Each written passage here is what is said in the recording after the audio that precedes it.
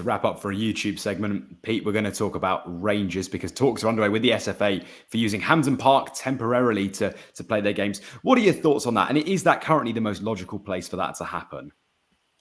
Yeah, it's the most logical decision. Hampden Park, it means that Rangers remain in Glasgow to play any home games that they're unable to play at Ibrox. It's probably a real embarrassing look for Rangers, this what's happened to them not being able to start the season at Ibrox due to, I think, a delay of some shipment materials from Asia.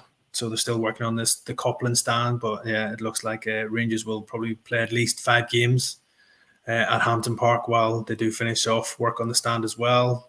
Not ideal, definitely not, but I think it's probably the best situation that the Rangers can sort of rectify right now playing at Hampden Park. Obviously, they're well used to playing there over the years as well with cup semi-finals, cup finals and everything else. So, yeah, it's something that really the club haven't looked in a good light with everything that's going on there as well. But I don't think it'll have a massive effect on the players. And wherever Rangers play, they'll always have a big following as well, so I don't think it'll have any effect on him in that respect. But yeah, Philippe Clement, it's probably a headache he could have done without, as they really want to start the season running really and get off to a good start, as they want to put the pressure on Celtic this season as well. But yeah, playing away from home, not ideal, but Hampden Park is probably, some Rangers fans would say it's their second home anyway, so it's one of those ones you have to get on with it now, and it'll be up to the players to perform because it's still grass they're playing on, whatever, so it doesn't matter.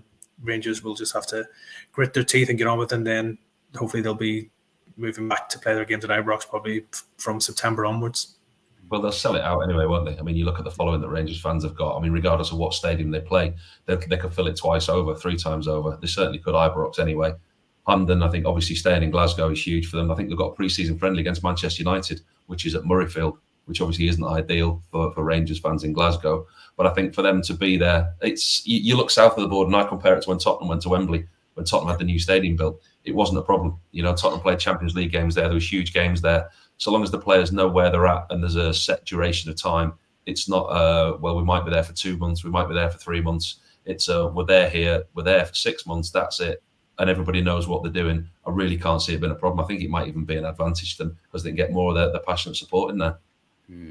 From a transfers point of view, Pete, we've seen for pre-season that James Tavernier and Connor Goldson, both linked with exits, of course, were spotted at the airport flying out with Rangers. Are we now expecting them to stay? What bearing could that have on their future? Yeah, I don't think it makes any difference to their future. They're both linked up for pre-season training. That's what they are expected to do. There has been speculation regarding their futures. There's been interest. Birmingham City have been strongly linked with Goldson. There's been talk of a Saudi Pro League move for James Tavernier as well. So that's not going to go away until the end of the transfer window closes. So yeah, although they've linked up with their teammates on this pre-season training camp in Holland, I don't think it makes any real difference. It's obviously positive for Philippe Clement that both players are there because we know they're both key players in that Rangers side as well. But I still think there'll probably be offers for both players before the end of the window, and it's up to Rangers then to decide if they're able to keep hold of them, or are they going to cash in and move the players on and maybe use that money to strengthen the squad elsewhere as well. So yeah, still I think their futures are both very much up in the air. One other name to mention in there that's up in the air, Sam Lammers. Pete, his move to Utrecht by the sounds is off. Is an exit inevitable for him? And actually, what's his valuation in today's market? Yeah, it does look like he doesn't figure in Rangers' plans going forward. As you said, he had that decent loan spell at Utrecht for the second half of last season, scored a few goals as well, but haven't been able to agree a deal with Rangers. So he finds himself in a bit of limbo. Lammers right now, he's been left behind, so that probably tells you everything you need to know. He's been left behind from the squad for that training camp in Holland. He's now training with the B team at Rangers. So yeah, that tells its own story that he's not in the plans of Philippe Clement going forward. So I think Rangers will be looking to cash in on him. Ideally, they would like to get back what they paid for him, which I think was around $3.5 million. I don't think they'll get anywhere near that. So anywhere around $2.5 million, I think Rangers would snap your hands off and let him move on as well. And I'm sure there will be maybe some interest from clubs in Holland, considering he did quite well at Utrecht. But even I think for some of those bigger clubs in Holland, they might struggle to agree that transfer fee as well. So for Lammers, it's a real uncertain time from at the minute, training with the B team. And one other potential exit, Paul, Iasis Hadji's agent, there's been some rumour that he might put his own money forward to find him a new club. What do you make of that? And if you're in that, you're already smiling. If you're in that position, what would you make of that? If your agent's willing to pay money, he's obviously getting it back from somewhere. The agents don't do anything for nothing. There's always a piece of the pie for somebody. But with Hadji, I mean, he's been there since 2020 now. I think he had a decent spell on loan last year at Alaves.